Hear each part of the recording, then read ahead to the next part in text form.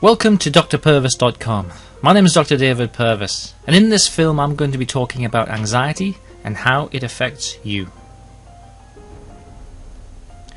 Anxiety comes from an overestimation of the threat that you are actually under. Fear is the emotion you get when you're confronted by a threatening or frightening experience. Your body responds to a threat with what's been called the fight or flight response. I'm sure you've heard of that. This is a healthy response to a threat because it's the way that your body prepares for action, either to fight danger or to run away as fast as possible.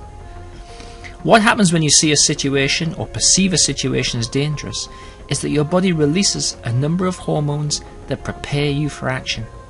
These are the same no matter what the threat.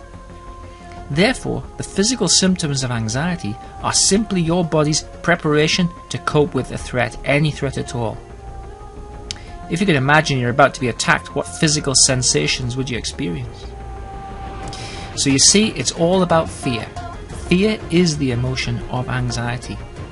And what we have to recognize is that much of the time the fear is misplaced because there isn't actually anything to be frightened about. But of course, if you interpret a situation, or if you think you're going to be attacked, or you need to do something, or you can't cope, well, how does your body respond? Your muscles get tense, ready for action. Your heart rate goes up markedly to carry blood to your muscles and brain where you need it most. You start breathing faster, you start panting, you need more oxygen. Your body sweats to stop you from overheating. But of course, that sweating and panting makes your mouth dry. And the hormones released from the fight or flight response give you butterflies in your tummy. The fight or flight system is designed to help you to escape from life or death situations. But when the threat's passed, or you realise that there was no threat at all, your body quickly returns to normal. Now these days, of course, you rarely have to face life or death situations. But you do face stresses that are hard to escape from. And these can be inappropriately activating the fight or flight system. You then have all of the emotions and physical sensations that go with severe threat, without any actual threat to your life existing. There are a number of paths to feeling anxious, and it's important to think about these because the knowledge that you will gain will help about how anxiety is caused will help you to devise a strategy for reducing it. Whatever the cause of your anxiety, it can be mapped out as we're going to do it here. Any thought that you have that focuses on threat switches on the fight or flight system. The results are uncomfortable bodily sensations, and these give rise to feelings of fear and trepidation. Now, much of the time, your mind creates these fearful scenarios for you, because much of the time, in fact most of the time, you're not actually in threat, but it makes you want to run away, to hide, to avoid whatever it is that you're fearful of, because it's not pleasant. And in more extreme cases, it can lead to lots of problems in just living a normal life. The thoughts and fantasies and the idealized imaginings of what might happen, what you could do if it did happen, all create the feeling of anxiety. And if you become used to feeling anxious, you're going to start to become sensitized to the early sensations that make up the fight or flight response. When this happens, even small indications of rising anxiety can trigger negative thoughts of danger, and this starts the vicious cycle. So this is what CBT thinks about this, and this is how we can kind of conceptualize the anxiety response. You have a thought, I'm in danger, I'm threatened, I can't cope. But of course, if you believe that, it's going to cause the emotions of anxiety, fear, trepidation, anxiety itself. That's going to make you want to run and hide, to avoid the threat, to get away from it, to start to feel safe. But of course, the thought, the emotion, and the behavior are going to cause your body to have the fight or flight response. You're going to feel sweaty, your heart's going to race, you're going to breathe faster, and you probably have many of the characteristics of what would be called a panic attack. The long-term consequences of this experience is that you start to predict what will cause anxiety and try to avoid these situations. Indeed, avoidance is the most common strategy for coping with anxiety.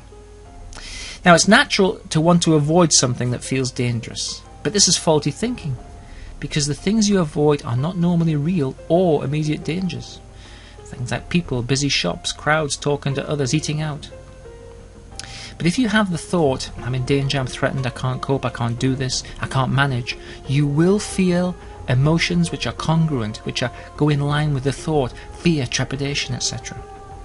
that is going to make you want to not do it. It's going to make you want to hide. It's going to make you want to go away. It's going to make you want to stay at home. And because you've activated the fight or flight system, that will make your body respond. What happens is you start to reduce those experiences which make you feel this way as a way to manage your anxiety and to feel safer. You placed self-imposed boundaries around yourself. Life gets harder and your range of experiences gets smaller, and this is when anxiety becomes both an internal fear and a problem of living. Now, fear is natural. It's a natural response. Unfortunately, anxiety is an overestimation of the likelihood of threat. Your body can't tell the difference between a real or an imagined danger, so the fight or flight system kicks in every time. The sensations of anxiety are not dangerous. Not in themselves. You can't hurt yourself through feeling anxious. But anxiety leads to avoidance of things you think may be threatening. Because most of the time, you're not under threat. The vast majority of the time, you're not under threat. Are you? Whether you're hanging onto a cliff in fear of your life, or you're sitting at home frightened to go outside, the same physical processes are in operation. In the first case, you probably need to be frightened, and in the second, you probably don't. Managing anxiety is about recognizing that the anxiety you feel is a response to your overestimation of the threat that you are under. Recognize, reappraise, calibrate the level of threat that you experience to the actual threat that exists. And that is the path away from anxiety, and that is the road towards getting your life back from the anxiety response.